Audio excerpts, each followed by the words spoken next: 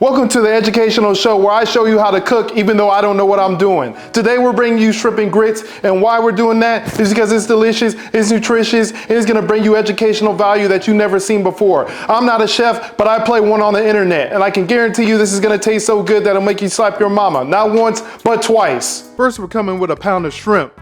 Now, if you're wondering why the shrimp's at the bottom of the bag, it's because the shrimp knows that is going down. Now, you can't have shrimp and grits without the cheese. You can use any kind of combination of cheese, whether it be low fat or regular cheese. I chose to go with the triple cheddar, the creamy melt, because Philadelphia is touching it. Now, bacon. I like my bacon thick. I don't want it to see all those holes in their stuff when I'm frying it, so I got that thick cut. You can get regular bacon, but bacon, 5 to 6 strips. And we got our parsley here. Look, you can buy it pre-chopped up, but don't be that person.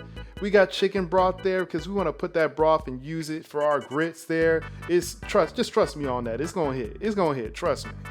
And now, come on now. You know we need the grits. And then we got our garlic here. We just need about 2 to 3 cloves and a little bit of lemon juice will put you in the right place. Can't forget the Tony's original seasoning. Why Tony's? Because it tastes great on everything, but any Creole seasoning will get the job done. That's not an advertisement for you, Tony. Black pepper, the more the merrier, just a dash for you or a dash for me, it's up to you, baby. We're gonna get our Worcestershire sauce. We want about 2 to 3 tablespoons depending on your taste and your palate. Yes, I did look that up because I don't know how to pronounce that. All right, so first we wanna prep our ingredients. So we're gonna go ahead and slice our little onions here. You know, this is primarily just to enhance the flavor, add a little something to the pot and add a little color to it. It's good to get your veggies in by any means necessary. Same thing, we're gonna go ahead and slice up our garlic into nice little thinly slices here, mince it up. I don't know why you out here buying the pre-cut ones. Have some pride, have some dignity. You see me out here slicing and dicing? You can do that too, man. You're gonna bring that garlic in, 2 to 3 cloves of that, just so we can enhance the flavor out. We're gonna say enhance the flavor at least 2-3 times here, because when I say that, I want you to know that I mean it. And we're headed back over to parsley land. Just wanna make sure that you're removing the stems at the bottom and keeping this. This is primarily for the aroma and a little bit of garnish too as well, because we wanna make sure that thumbnail is looking right, because if the thumbnail ain't looking right, ain't nobody gonna click it. So, you know, we gotta add that color to it so it looks good. What better way to impress your guests though when you making it and they see a color and it's popping and stuff like that? Like, come on, man. The shoes gotta match your shirt. Now we're gonna lay down our bacon, and let me tell you about the golden rule when it comes to cooking anything on the stove. You gotta make sure that stove is already sizzling. You can't just put cold meat on the stove. That's like jumping into a cold shower. Like, come on now, not all at once, man. You wanna make sure it's warm.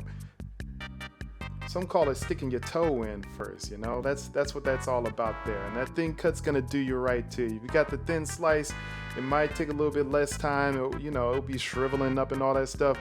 But you wanna make sure that's just down in a nice medium to medium-high heat, just to make sure that it's cooking all thoroughly. Now, if you wanna get fancy pants with it like me, you're gonna go ahead and put a little bacon press on there. The bacon press is just gonna make sure that it cooks evenly. You know, you get those pieces that kind of flop up a little bit. We wanna make sure it's all flat. Not just for cosmetics, but primarily it's just gonna make our life a lot easier when we start cutting this thing up. I sounded really smart when I said that. And come on, do you need me to tell you to flip the bacon? Make sure you flip it up. You know it's ready to flip when it kind of lifts itself up from the bottom of the pan here. If it starts sticking to the bottom of the pan still while you're working with it, it's not quite done yet. And also, come on, man. You don't even need the sound of the sizzling bacon. Everybody knows what that sounds like, baby. It sounds great there.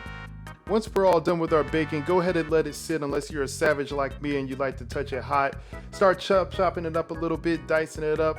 We want to have it nicely minced in there so we can put it into our shrimp and grits combination. That saltiness is just going to touch you in the right spot. Definitely in the back of the tongue energy. Once we're done, go ahead and get rid of the majority of the oil in the pot, but leave that little residue in there. We're gonna need that for our shrimp. Moving forward, we're gonna go ahead and measure out 2 cups of chicken broth in our liquid measuring cup. Ladies and gentlemen, I want you to understand that there's a difference between a dry measuring cup and a liquid measuring cup. Let the power of Google be on your side. We're gonna go ahead and put that 2 cups of chicken broth into our pot and bring it to a boil. You can do it about a medium-high heat. Once the chicken broth is brought to a boil, go ahead and add up your grits. About 1 cup of grits will do you good here. And we want to keep on stirring it, treating it like a dumbbell. We're never going to let it go. We're just going to keep on swirling this bad boy until it gets that consistency that we want. Now once our grits is finished, we're gonna go ahead and bring it off the heat and move it to the side and add about 2 to 3 tablespoons of butter. If you make grits a lot, you can always add as much butter as you see fit there. But if you're not an avid grits maker, you could go ahead and just stick with the 2 to 3 cups. That'll normally get you good there. The whole goal is to make sure that the butter is completely evaporated in the pot. You shouldn't be smelling butter too much either when you're making the grits. Otherwise, you're big back on that one. Once that's all done, we're gonna go ahead and add our cheese over towards this. Same rules apply here. You wanna add about 2 cups of shredded cheese over to the pot. When it comes to consistency, this shouldn't be pizza, guys. It should not be stringy and all that stuff. It should just bring a pronounced color to it and a nice aroma of cheese. So keep on stirring that until it's completely evaporated inside the grits. Once that's all done and you got the grits completely melted and merged with that beautiful cheese there, and it's just smelling good, make you feel good and all that stuff, and you feel like giving yourself a pat on the back because you know that these grits is about to be fire, you can go ahead and spank a nice lid on top of that bad boy and just let it talk to it a little bit, man. Just know that its time is coming. The time is coming real soon when shrimp and grits will be combined together. Don't listen to that. I can go on for days, baby. Come on, man. This is ridiculous. That thing looks delicious. Now the main event, the shrimp. Go ahead and add a pound of shrimp to a frying pan over on medium high. You already know it should already be on medium high. It should be sizzling the second that you lay them bad boys down. Now some people, you know, they like laying them down one by one gently. You can dump the whole bag in there. Make sure it's drained already. The key to know though, when you know that shrimp is done, it's gonna start curling up in a ball. It's gonna turn a little brown over on the side. That's when you know you need to flip it. Don't let it sit on there too long unless you like that extra Cajun style shrimp. Now once one side of it is pretty much done, I'm gonna go ahead and add a little bit of that garlic down that we cut up earlier. You know the garlic is good and ready when you can start smelling that aroma coming off from the pot, all garlicky and beautiful. Mixing everything down over together at this point, stirring it, getting that color good and right. I mean, look at the color, man. You know you can start seeing it shrivel up a little bit compared to when you first put it down in the pot. Don't be afraid at this point to add a little bit of that Tony's, add that lemon juice in there. Just a nice squeeze will get you right too as well when it comes to that. And now we're gonna add our parsley. You can see the colors really poking in there. And the same rule applies, just like the garlic. We're gonna keep stirring and just letting it cook on there until the aroma comes up. Adding our Worcestershire sauce there. About 2 to 3 teaspoons will get you right here. It's really just for a nice kick, and it really adds a little bit of extra flavor that the back of your tongue will really love and enjoy there. And now to plate this bad boy once you got everything done with your shrimp. Starting off with the grits. Come on, man. Look at that right there. This is poetry in motion, man. You should feel good when you're putting these grits down over here in your cup or your plate. Add that shrimp on top. Oh man, you know my mouth's watering through the microphone right now. I had to swallow my spit at least 3 times. Adding a little bit of that bacon bits on top, man. Come on, that's a serious business. That is serious business right there. You can never go wrong with bacon. I think you could really put bacon on everything. Green onions from earlier, dressing it on top. It looks beautiful.